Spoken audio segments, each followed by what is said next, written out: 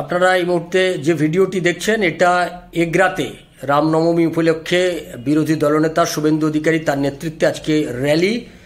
এগরাতে সেই জায়গা যেখানে গত বছর জেহাদিরা তারা পাথর ছুঁড়েছিল রামনবমীর এই মিছিলে। এবার সেই মিছিলেই শুভেন্দু অধিকারী আজকে সেখানে নেতৃত্ব দিয়েছেন। মানুষ দেখতে পাচ্ছেন, কাতারে কাতারে মানুষ, এবং সেই মিছিল থেকে কি স্লোগান উঠলো আপনারা শুনে নিন।